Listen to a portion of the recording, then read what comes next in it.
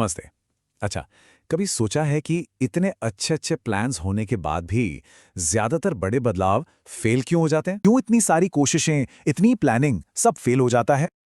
देखिए, इसकी एक बहुत बड़ी वजह है, जैसा फिल लुइस कहते हैं कि जब बदलाव को ऊपर से थोपा जाता है ना, तो लोग चुपचाप उसका विरोध करने लगते हैं। और नतीजा? कन्फ्यूजन, फेलियर और पूरा का पूरा मिशन ही पटरी से उतर जाता है।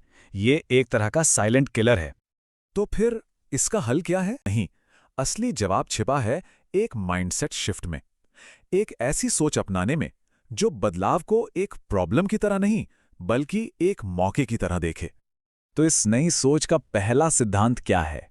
ये सुनने में बहुत सिंपल है, पर है बहुत गहरा। वो ये कि बदलाव लोगों पर मत करो, लोगों के साथ करो। बस ये छोटा सा फर्क यही है जो कामयाबी और नाकामी के बीच की लाइन खींचता है। इसे ऐसे सोचकर देखिए, बदलाव ना अकेले पहाड़ चढ़ने जैसा नहीं है, ये तो एक टीम स्पोर्ट है। जब सब लोग मिलकर एक ही पत्थर को धक्का लगाते हैं, तो वो उसका विरोध नहीं करते, बल्कि उसे अपना लेते हैं। क्यों? क्योंकि अब वो उनकी अपनी जर्नी बन जाती है। बात यह है कि लोगों को असल में चेंज से नफरत नहीं है, उन्हें बदले जाने से नफरत है।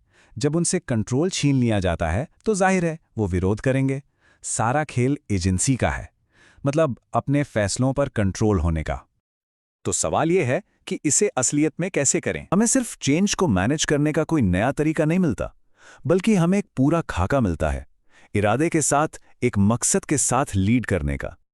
सोचिए, जब बदलाव लोगों के साथ मिलकर किया जाता है तो भरोसा बनता है। जब सीखने पर जोर दिया जाता है तो ऑर्गेनाइजेशन स्मार्ट बनता है, फुर्तीला बनता है। और जब हम कम चीजों पर फोकस करते हैं तो हमारा असर कई गुना बढ़ जाता है। ये तीनों मिलकर एक कमाल का कॉम्बिनेशन बनाते हैं। तो आखिर में बात यह है कि जो महान लीडर्स होते हैं वो सिर्फ चेंज को मैनेज नहीं करते, नहीं, वो तो एक माली की तरह होते हैं जो एक ऐसा माहौल तैयार करते हैं, एक ऐसी जमीन तैयार करते हैं जहां बदलाव खुद ब खुद पनप सके, फल फूल सके।